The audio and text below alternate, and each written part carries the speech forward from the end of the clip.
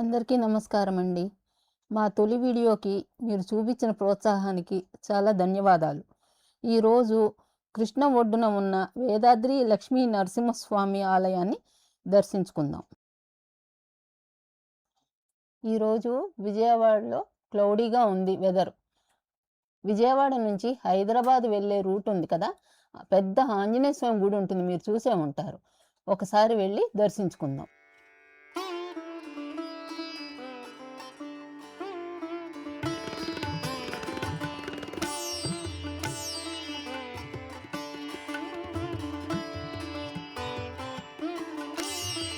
ఈ విగ్రహం ఎత్తు 135 అడుగులండి. ఒకప్పుడు ఈ విగ్రహం ప్రపంచంలోనే 2వ అతిపెద్ద ఎత్తైన విగ్రహం.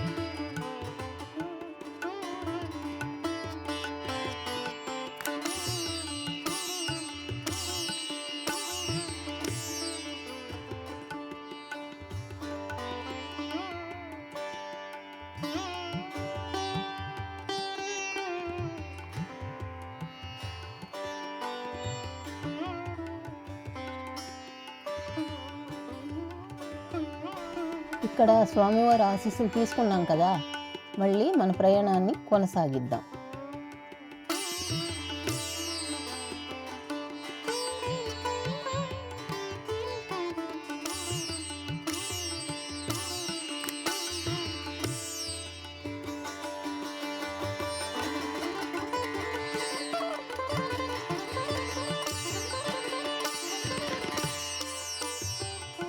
విజయవాడ నుంచి హైదరాబాద్ వెళ్ళే రూట్లో మొదటి toll gate Keesara toll gate.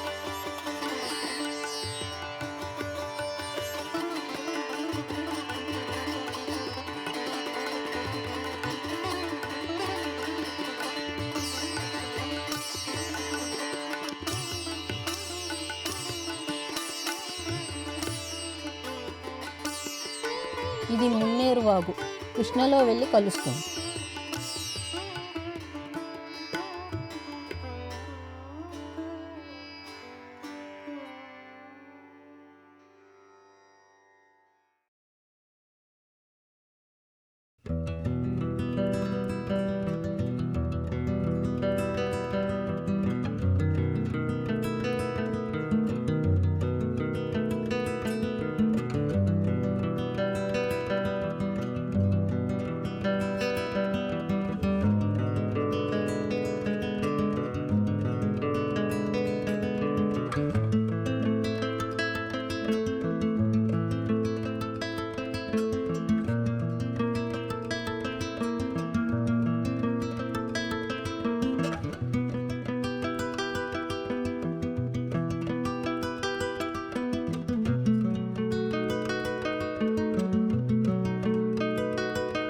Breakfast చాలా బాగుంది, మీరు కూడా ఒకసారి ట్రై చేయవచ్చు. తర్వాత ఇక్కడ నుంచి వేదాద్రి వెళ్ళటానికి హైవే నుంచి లెఫ్ట్కి తీసుకోవాలండి.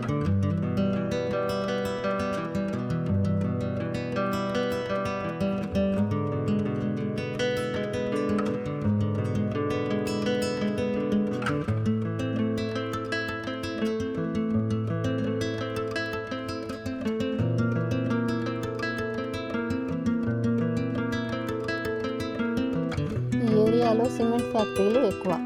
మనం చూస్తున్నది హేమాద్రి సిమెంట్ ఉంది.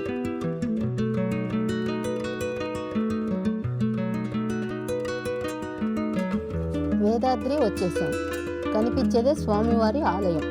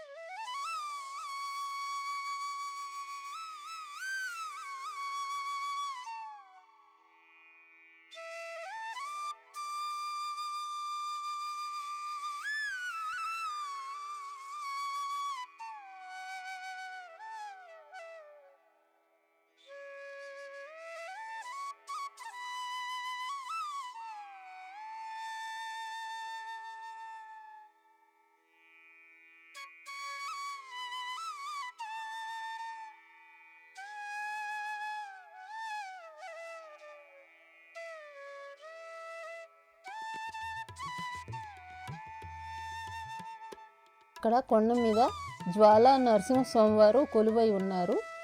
అక్కడికి నేను మాత్రం వెళ్ళలేకపోయాను.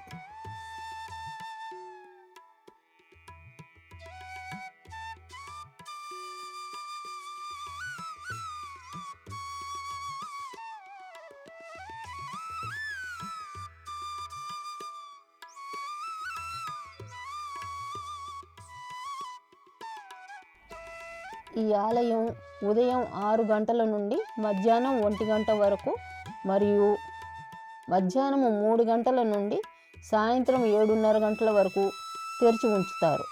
ప్రత్యేక పర్వదినాల్లో ఇంకో గంట ఎక్స్ట్రాగా తెరిచి ఉంచుతారు.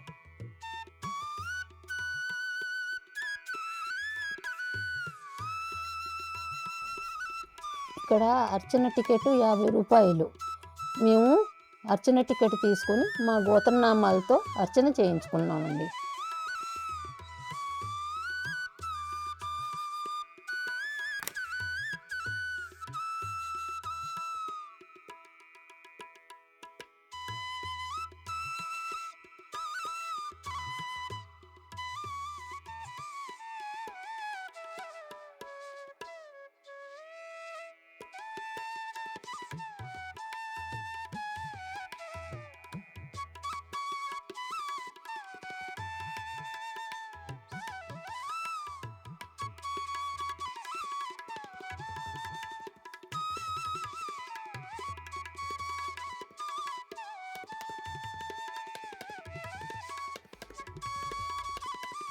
వేదాద్రి క్షేత్రం పంచనరసింహ క్షేత్రాల్లో ఒకటిగా భావించబడుతుంది. కృష్ణానది ఒడ్డున వెలిసిన ఈ క్షేత్రం భక్తి, పురాణం, ప్రకృతి ఈ మూడింటి అందమైన కలయిక.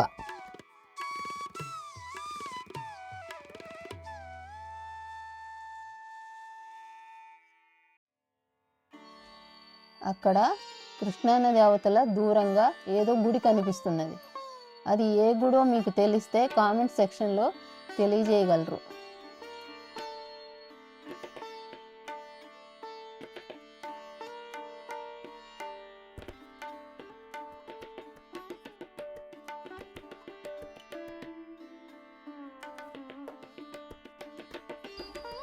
కృష్ణానది నుంచి స్వామివారి ఆలయానికి మెట్ల పూజ కూడా చేస్తూ ఉంటారట.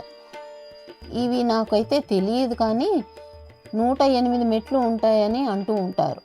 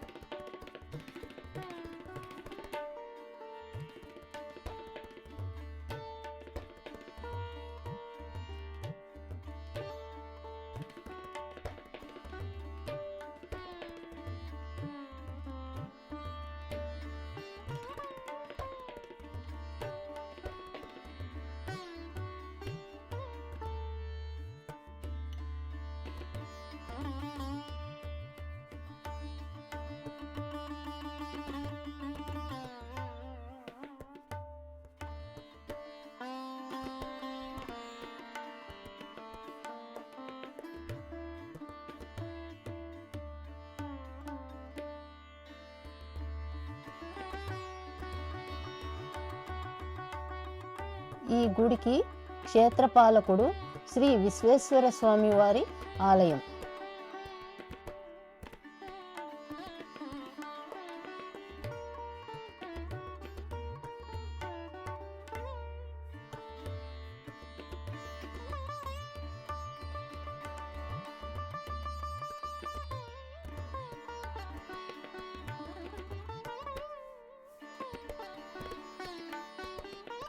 ఈ క్షేత్ర మహిమ గురించి ఆలయ ప్రధాన అర్చకులు మాటల్లో విందాం.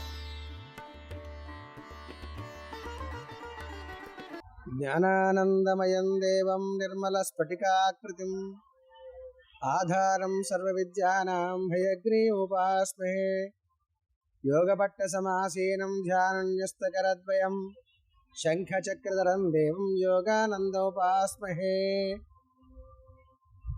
ఎన్టీఆర్ జిల్లా జగ్గేపేట మండలం వేదాద్రి పంచనారసింహ క్షేత్రం. పంచనారసింహ క్షేత్రంలో జ్వాల, సాలగ్రామ, వీర యోగానంద లక్ష్మీనారసింహస్వామి వారు ఇక్కడ సన్నిధానం ఉన్నారు. పూర్వం సోమకాసురుడు అనే రాక్షసుడు వేదాలు తస్కరించి సముద్రంలో దాగినప్పుడు బ్రహ్మాదేవతలు సప్తఋషులు శ్రీ మహావిష్ణువు ప్రార్థన చేస్తే దశావతారంలో మొట్టమొదటి అవతారటువంటి మత్స్యావతారం ఎత్తి ఆ సోమకాసురుని రాక్షసుని సంహరించి తన దగ్గరున్న వేదాలు తీసుకొచ్చి బ్రహ్మదేవునికి అప్పచెప్పినప్పుడు ఈ వేదాల శ్రీ మహావిష్ణువు ప్రార్థన చేసి ప్రతి మన్వంతరంలో కూడా దేవతలకి రాక్షసుల యుద్ధం ఉంటుంది కాబట్టి మీ సాన్నిధ్యంలో ఉండేట్టుగా మాకు అవకాశం కల్పించమని ఈ 4 వేదాలు ప్రార్థన చేస్తే మీరు ఒక పర్వత స్వరూపంగా ఉండండి, మీ శిరస్సును నేను అధిష్ఠిస్తానని స్వామి ఆజ్ఞిస్తే ఈ 4 వేదాలే ఒక పర్వత ఆకృతిగా ఉండటం వేదాద్రిని పేరు వచ్చింది. ఈ వేదాలు రక్షించడం కోసం కొండ మీద జ్వాలానరసింహుడు స్వయంగా వెలిశారు అగ్నితత్వంగా.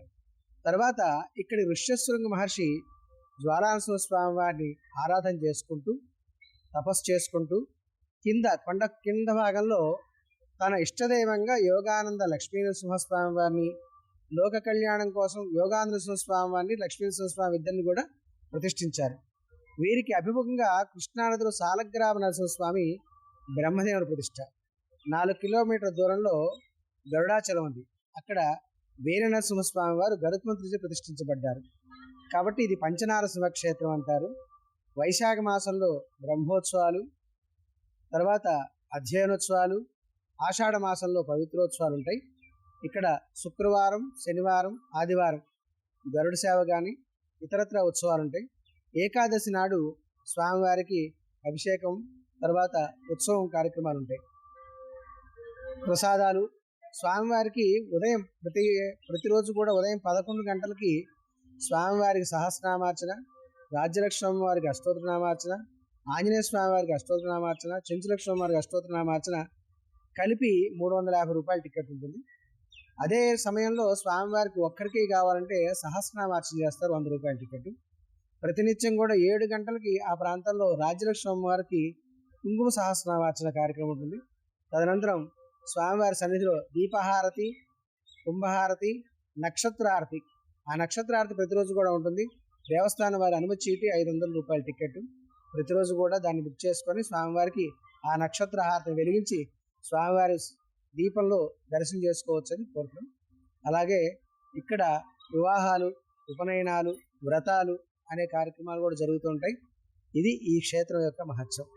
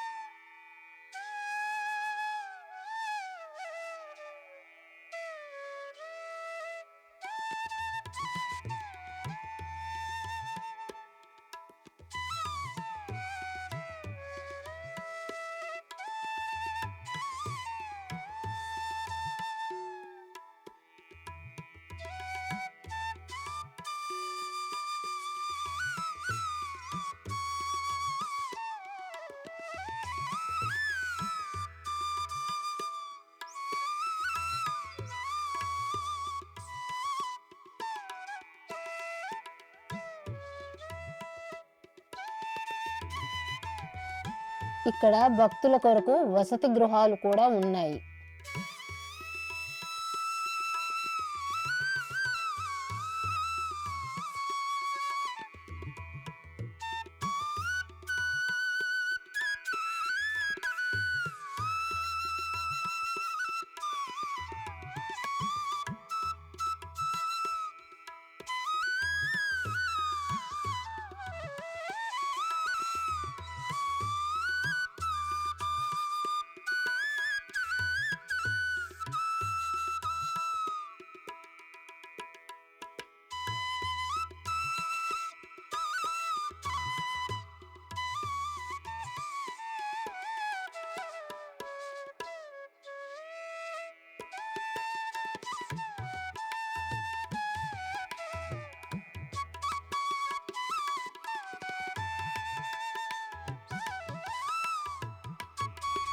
ఇదండి ఈ క్షేత్ర విశేషాలు.